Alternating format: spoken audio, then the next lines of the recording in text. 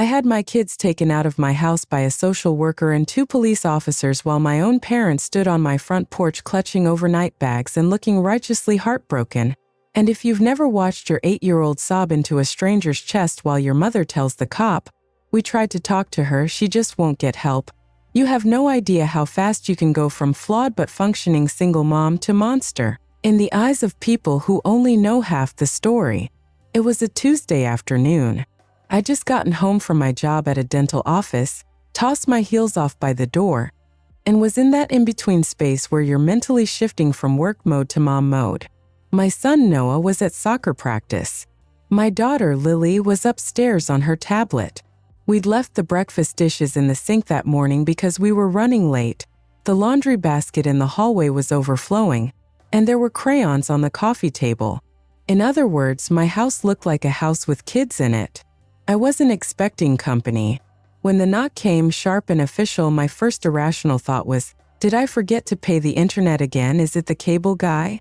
I opened the door and saw a woman in a blazer holding a clipboard, a badge clipped to her belt that said Child Protective Services, flanked by 2 uniformed officers, and behind them my parents. My mother was already crying. My father had his stoic, jaw-clenched look on, hands shoved in the pockets of his jacket. "Miss Taylor?" the woman asked. "I'm Ms. Green with CPS. We received a report with serious concerns about the safety of your children. We're here to check on them, and if necessary, execute an emergency order for temporary placement with relatives." For a second, my brain just blue-screened. "I think you have the wrong house," I said, actually laughed, because what else do you do when a nightmare knocks and introduces itself politely? "We don't have any safety concerns here. My kids are fine. I mean, it's messy, but..." I glanced back at the living room, the scattering of Lego landmines across the floor, the couch blanket in a heap. My mother stepped forward, clutching her tissue like a prop in a melodrama. "We didn't want it to come to this, Hannah," she said. "But you left us no choice. We can't watch you spiral and drag those children down with you. What are you talking about?" I snapped. "Spiral how?" Ms. Green raised her hands, calm like she'd done this 100 times. "Ma'am, we're not here to debate on the porch," she said. "We have some serious allegations we need to discuss. Can we come in?" The police presence made it clear this was not really a question. I stepped aside on autopilot. They came in, taking everything in with quick, assessing glances. The dishes, the laundry, the pile of school forms on the coffee table. My mother sniffled and said, "See? This is what I've been trying to tell you. She's overwhelmed. It's not her fault, she has a condition." "Lily," I called, my voice sounding too loud in my own ears. "Come down here, honey." My daughter appeared at the top of the stairs, hair in a messy ponytail, holding her tablet. She froze when she saw the uniforms. "Mom," she said, "what's going on?" Miss Green's professional smile didn't reach her eyes. "Hi, Lily," she said. "My name is Miss Green. I just want to talk to you for a little bit, make sure everything's okay. Is your brother home?" "Noah's at practice," Lily said, shifting closer to me. My mom tooted. "She forgets about pickups all the time," she said to Miss Green. "I've had to rescue those kids more than once." "That's not true," I said, heat rising in my chest. "I am never late to pick them up. You've offered to help and then acted like I begged." This was already off the rails. Ms. Green turned back to me. "Ma'am, have you been drinking today?" she asked. The question punched the air out of me. "What?" "No, I just got off work. I'm a receptionist, not a bartender," I said, then realized how defensive that sounded. Why would you even ask that? She checked something on her clipboard. "The report we received mentioned frequent alcohol use, blackouts, and an incident where your children found you unresponsive," she said. "It also mentioned a prior DUI and a history of depression." I felt the blood drain from my face. The DUI was from when I was 22, nearly 2 decades ago, long before kids. The depression, yeah. I'd had postpartum after Lily saw a therapist, got on meds for a while. I'd even told my mother about it, in an attempt at honesty. Apparently that had been a mistake. That was one time, I said through gritted teeth. Years ago. And I've never ever. Lily squeezed my hand. Mom doesn't drink like that, she piped up. She has wine sometimes on Friday when we watch movies, but she doesn't get, like, drunk. Sweetie, why don't you come talk with me in the kitchen? Ms. Green said. Just girl to girl. Your mom can stay right here. Lily looked at me, eyes wide. I forced my voice to be steady. It's okay, I said. Just tell the truth. She nodded and followed Ms. Green. One of the officers went with them. The other stayed near the door, pretending to examine a photo on the wall. My parents stayed right where they were, like a Greek chorus. We tried to handle this privately, my mother said. We begged you to get help. You won't listen. You called CPS, I hissed. You brought cops to my door. That's not help. That's nuclear. We love those kids, my father said, finally speaking up. We can't stand by and watch you drown. This is probably a good time to tell you I'm not perfect. I am not the Pinterest mom with bento box lunches and a spotless minivan. I am a 40-year-old divorced woman who works full-time, keeps a mostly okay house, sometimes let the kids eat cereal for dinner when I'm exhausted, and who cries in the shower more than she would like to admit. I also have a history of depression and anxiety, which I manage with therapy and occasional medication. My ex-husband, Mike, left when Noah was 3 and Lily was 6. He's in another state now, remarried, sees the kids for a few weeks in the summer and one holiday. He pays child support mostly on time. We share legal custody. I have primary physical, and it's been relatively drama-free on that front. The drama has always come from my own parents. My mother, Linda, prides herself on being a good Christian woman and the kind of mother who would die for her kids. When I was growing up, that translated into control disguised as concern. You don't really want to wear that, she'd say, and if I protested, I was ungrateful. We just want what's best for you. She chose my classes, my friends, my after-school activities. When I tried to push back in high school, suddenly I was rebellious, difficult, just like your father, which was ironic because my father was the biggest conflict avoider I've ever known. When I got pregnant with Lily at 28, my mother wept with joy and also quietly started treating my uterus like a timeshare. I'll come help every day, she announced. We'll do this together. You don't know what you're doing yet. I had postpartum depression so bad I struggled to get out of bed. She used that as more proof I needed her. There's a difference between help and takeover. At the time, I didn't know how to name it. My therapist later called it enmeshment and codependency. That first year, Mom would swoop in, take the baby, criticize how I was nursing, how I burped her, how I put her down. You're doing it wrong, she'd say. It's no wonder she's fussy. When I cried, she'd sigh. You're too sensitive. This is what motherhood is. Suck it up.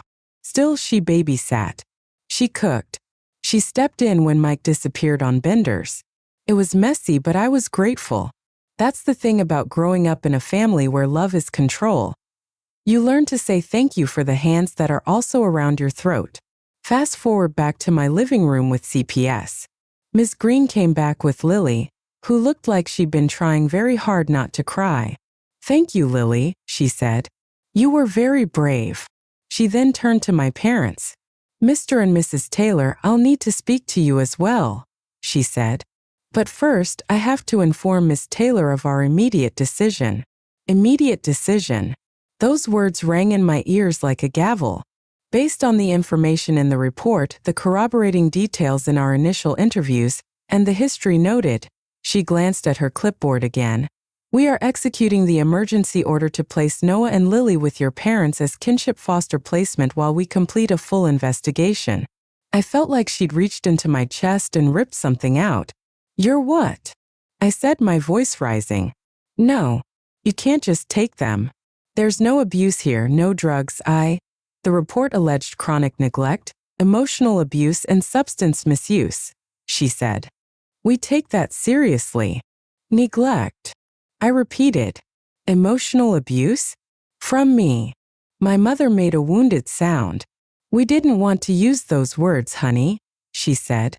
But what else do you call screaming at them all the time?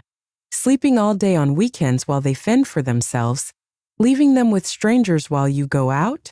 That was a neat little reframing of, I sometimes nap on Sunday after doing laundry and working all week. And once a month I go to a book club, and they stay with a vetted sitter they love.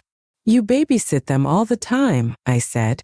Are you seriously pretending you only see the worst? She looked at Ms. Green and the cop wide-eyed. See, she whispered. She's already spinning. This is what she does. Twists the story. I could see the narrative knitting itself together in their heads. Aggressive mother.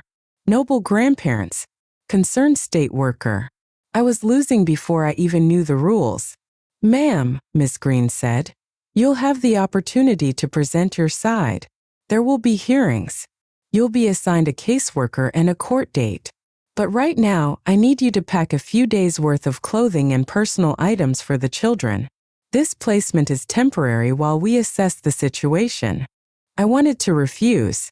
I wanted to chain myself to the door. But the police officer shifted his weight, hand near his belt, and I remembered enough about the system to know that fighting on the porch would not help my case. So I walked upstairs, heart pounding, and helped Lily pack a backpack while she sobbed, saying, Do we have to live with Nana now? Did we do something wrong? No, I said, my own tears finally spilling over. No, baby. You didn't do anything wrong. Mommy's going to fix this, okay? This is just a mistake. She clutched her stuffed rabbit. Will you be there too? She whispered. I couldn't answer honestly, so I lied. I'll see you very soon, I said. The officers drove them. My parents followed in their car. My mother waved out the window like this was some sort of graduation. When the door closed and the house was suddenly horribly quiet, I collapsed onto the couch and screamed into a pillow until my throat hurt. Then I called a lawyer. Family law attorneys are expensive, but every single one I called said the same thing. Do not go into juvenile court alone. I found a woman named Ortiz who had a reputation for being a shark and a soft spot for moms. She had me bring every document I had. The divorce papers, school records, pediatrician notes, my DUI paperwork from when I was practically a child myself. They're going to use this, she said, tapping the old DUI. Even though it's ancient history, they'll say it shows a pattern. We're going to show it doesn't. My parents are the ones who called CPS, I said. Is that a factor? Grandparents are often the reporters, she said. Sometimes it's warranted. Sometimes it's not. Tell me about them. I told her about my mother's constant criticism, the way she'd undermine me in front of the kids. Don't listen to mommy, she's too strict, one day, and your mother doesn't know what she's doing the next. I told her about my father's chronic silence until my mother needed backup, and then suddenly he had opinions. I told her about the time my mother took Noah to get his hair cut without asking me because you were taking too long, and how he came home in tears because she'd made them buzz off his curls. I told her about the depression after my divorce and how I'd talked to my mom about feeling hopeless, and how she'd said, You think you have problems? Try raising 2 kids in the 70s with no money and no man. You can't fall apart. Pull yourself together. Ortiz took notes. Have they ever threatened to call CPS before? She asked. I thought about it. Not directly, I said. She said stuff like, if anyone saw how you live, when my sink was full or it was a rough week.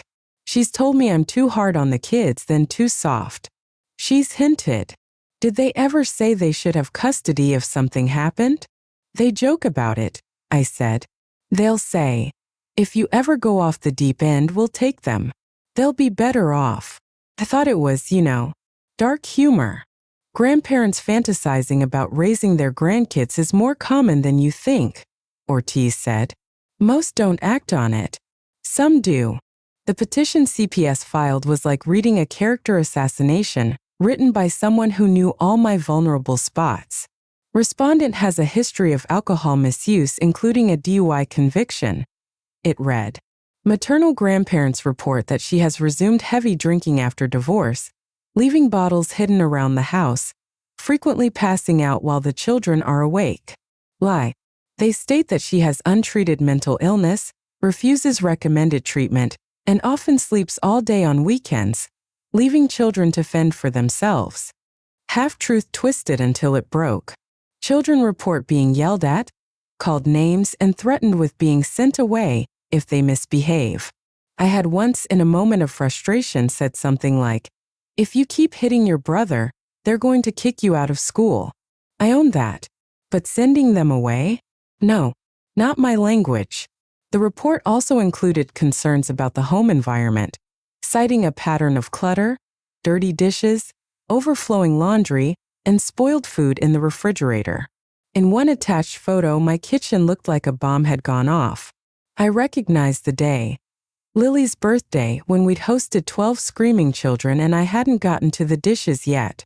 My mother had came early to help and spent half the time taking pictures of the chaos, apparently. My old therapist, Dr. Shaw, wrote a letter at my request. Hannah Taylor has a history of depression and anxiety, it read, which she has addressed through regular therapy and at times medication. She has consistently expressed concern about being a good mother and has engaged in treatment precisely so as not to repeat family patterns of emotional invalidation. At no point have I observed behavior indicating active psychosis, uncontrolled substance abuse, or dangerous neglect of her children. Ortiz highlighted that part with a yellow marker. "This is gold," she said. "We need more like this."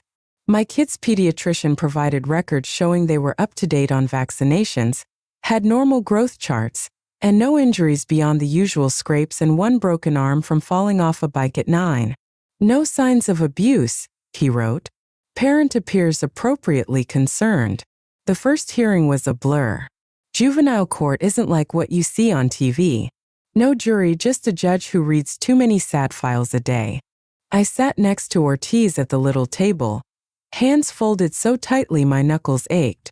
Across the room, my parents sat with Lily and Noah at their side, my mother's hand on Lily's shoulder like she owned her. Ms. Green, my CPS worker, presented the case. She talked about concerns and reports and protective grandparents. Ortiz countered with Dr. Shaw's letter, the pediatrician's records, my work history. "My client has been employed steadily for 12 years, she said. "She has no recent criminal record. The DUI was 18 years ago. She has complied with every request since this case opened." The grandparents, while well-meaning, appear to have exaggerated normal parenting struggles into a narrative of unfitness. When my mother testified, she cried on cue, voice trembling. "I love my daughter," she said. "She's my baby. This is breaking my heart. But love isn't enough. She won't admit she's struggling. I go over there and the kids tell me she sleeps all day. They're hungry. The house it's not fit. I find wine bottles in the trash. She gets so angry. She yells. I thought she might hit them." "Did you ever witness her physically strike the children?" Ortiz asked on cross. "Not with my own eyes," my mother admitted. "But they told me she does. They told me she grabbed their arms and squeezed, that she throws things. Lily said she's scared to wake her up sometimes. What kind of grandmother would I be if I ignored that?" Lily took the stand next. My stomach twisted. She looked so small up there, legs swinging. Ms. Green asked gentle questions. "Do you feel safe at home with your mom?" "Yeah," Lily said, fiddling with the hem of her dress. "Sometimes she gets mad, but she always says sorry."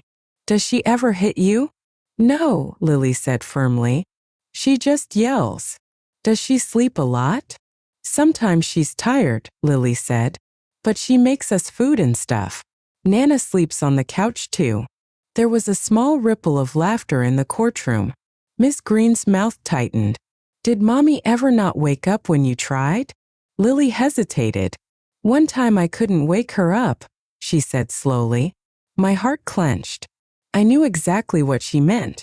There had been a Saturday I'd had a migraine so bad, I took my prescribed medication and fell into a deep, dreamless sleep.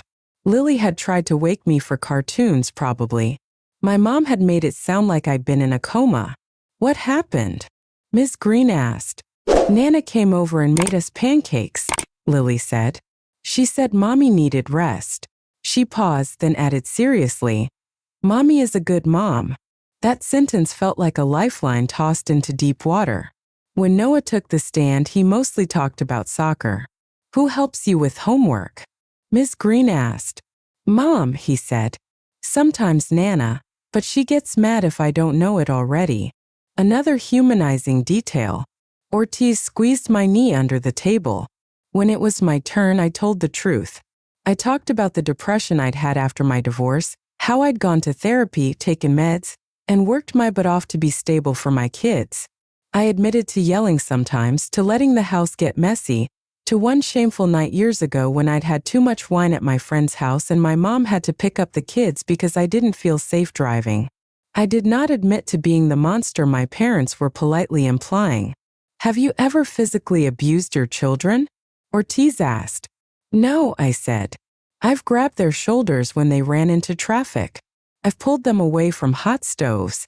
But I don't hit my kids. Do you drink heavily? I have a glass of wine a few nights a week, I said. Sometimes more at social events, but never when I'm the only adult with them. Why do you think your parents made this report? That was the million-dollar question. My mother has always believed she knows best, I said carefully. She's never liked that I do things differently. She thinks the kids should go to her church, eat her food, go to bed at her time. When I set boundaries, she sees that as rejection. Boundaries like what? Like telling her she can't drop by unannounced. Or that she can't undermine my rules in front of them, I said. After I told her she couldn't take them out of school for spontaneous Nana days anymore, she said, if you're going to punish them because you're miserable, I'll make sure they're safe. I thought she was being dramatic. I didn't know she meant this. The judge weighed everything, lips pressed into a line. In the end, he did what judges often do in these cases. He split the difference.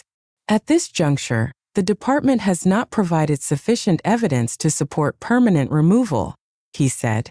However, there are concerns that warrant services. He ordered that the children remain in temporary placement with my parents for 90 days while I completed parenting classes, an alcohol evaluation, and random drug tests, and while CPS conducted home visits. We will revisit custody at that time, he said. Felt like a punch. 90 days. 3 months without tucking them into their own beds, making their school lunches, hearing their daily dramas. My mother looked smugly devastated. She squeezed Lily's shoulder in a way that said to the room, see, I didn't do this for nothing, and to me, I told you this is what would happen if you didn't listen to me. The next 3 months were hell. I worked, went to court-ordered classes, peed in cups, scrubbed my house until it gleamed, and handed it over to CPS for inspection. The caseworker who did the home visits, a different woman named Johnson, was quieter than Ms. Green. She walked through my now immaculate house, checked the fridge, opened cabinets. You cleaned a lot, she observed. My mother likes to photograph my worst days, I said dryly. I wanted you to see the norm. She cracked a small smile. I've seen much worse, she said. This looks like a house, not a hazard. One day, during a supervised visit at the family center, Lily pulled me aside. Nana says you're sick, she whispered. She says you don't know it yet, but that eventually will see you're not safe. I swallowed a hot surge of anger. What do you think? I asked instead. I think you get sad sometimes, she said. But you make us dinner and help with homework and come to games. Sick people don't do that. You're allowed to believe what you see, I said, hugging her, even if it's different from what Nana says. That night, after crying in my car for 20 minutes, I got a text from my neighbor Tasha. Hey, it said. I heard something the other day that you need to know about. Tasha lives across the street from my parents. She's seen more than most. We met at a coffee shop. She looked uncomfortable. I didn't want to get involved, she said. But after I heard your kids were placed with your folks. Look, a couple months before all this, I was in my yard and heard your mom talking to Lily out front. I only caught part of it, but she was saying stuff like, "Now remember what we talked about. When the social lady comes, you tell her mommy sleeps all day, and you're scared when she yells. Don't mention when I yell, okay? This is very important. It's how we help mommy get better." Lily looked confused and said, "But I'm not scared of mom." And your mom said, "You will be if she doesn't get help." It made my skin crawl. I stared at her stunned. "Why didn't you say something sooner?" I asked, trying not to sound accusatory. She winced. "Honestly, I didn't want drama," she said. "Your mom is intense. And you know how people talk about CPS, I thought maybe I misheard. But then Ms. Johnson came by to ask about your parenting. I told her the kids seemed fine, but I didn't mention that. I'm mentioning it now because your mom is still going around telling everyone you're a drunk. It's not right." I took a deep breath. "Would you be willing to put that in writing?" I asked. "Maybe even testify?" She hesitated, then nodded slowly. "Yeah," she said. "I will." It was messed up. Ortiz was thrilled. "This shows coaching," she said, savagely satisfied. "Judges hate coaching. It undermines everything your mom has said." As we dug deeper, more came out. Ortiz subpoenaed CPS records from an older case in another county, and what surfaced was a file from when my sister, Rachel, had briefly separated from her husband years ago. My parents had apparently called CPS on her too, alleging drug use and neglect. The case had been closed as unfounded. Rachel had never told me, ashamed and wanting to pretend it never happened. "I should have warned you," she said, voice shaking over the phone when I confronted her.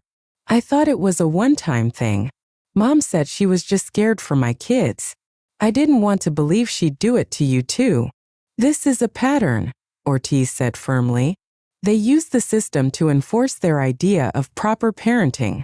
90 days came and went. At the review hearing, Ms. Johnson testified that my home was safe, my drug tests were clean. My parenting class instructor had given me glowing reports.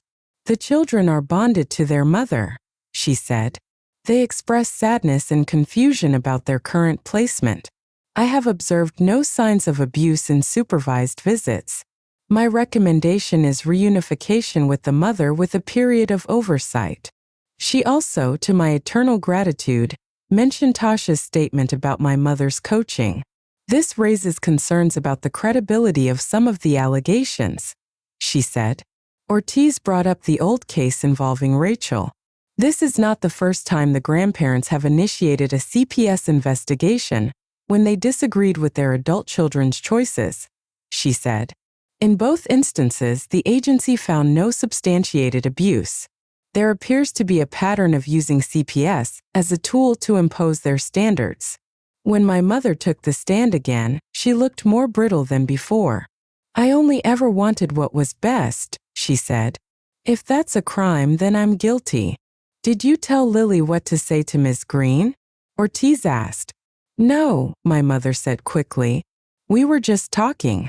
I was trying to help her find the words. She's shy." "Did you tell her to say she was scared of her mother?" "I might have said she didn't have to hide it if she was," my mother hedged. The judge leaned back, steepling his fingers. "Mrs. Taylor," he said, "it appears your anxiety about your daughter's parenting may have clouded your judgment about what constitutes actual abuse.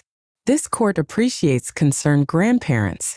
It does not appreciate exaggeration or coaching of minors." My father stared at the floor. For the first time, he looked ashamed. The judge's order that day felt like someone opening a window in a smoke-filled room. "The children will be returned to their mother's primary custody effective immediately," he said.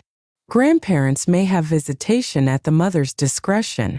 The department will close the case after an additional 60 days of monitoring, assuming no new concerns arise." My mother gasped.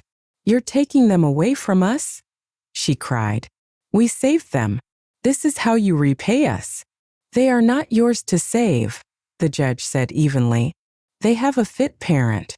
This court encourages you to support her, not undermine her." Outside the courtroom, my parents cornered me near the elevator. My mother's tears had turned to fury. You're punishing us for loving them, she hissed. You made us look like liars. You lied, I said. You twisted my worst days into a horror story. You think you're such a martyr, she said. We did the hard thing calling CPS. We risked you hating us. We did it for those kids. And now you're taking them away from us, turning them against us. Congratulations. You destroyed this family. You called the state on your own daughter, I said, my voice trembling. You tried to have me declared unfit. You told my children I'm sick and dangerous. The family was broken long before I hired a lawyer. My father finally spoke. Maybe everyone needs to cool off, he murmured. Linda, let's go. You come talk to me when you're done playing victim, my mother said. And don't you dare keep my grandchildren from me. They're half mine. That last line stuck in my brain like a splinter. Half mine. Like they were property. Like love is measured in shares. Bringing the kids home was both joy and terror. They seemed tall or older, like they'd lived a year and 3 months. They were clingy at first, then cautiously normal. Lily had new phrases that clearly came from my mother. Nana says you're sensitive, she said once when I told her I needed a minute. Nana says you overreact. Nana has a lot of opinions, I said lightly. Maybe we let some of them stay at her house. I signed them up for therapy with a child psychologist who specialized in high-conflict custody situations. They've been told 2 different stories, he said. One where their mom is sick and dangerous and their grandparents are saviors, and one where mom is loving but flawed and grandma is controlling. It's a lot for young brains. We talked about boundaries, about secrets, about how adults aren't always right just because they're older. CPS closed the case after the 60-day post-reunification period with a note that allegations were unsubstantiated and no further involvement is recommended at this time. It was just a line in a file for them. For me, it was a lifeline.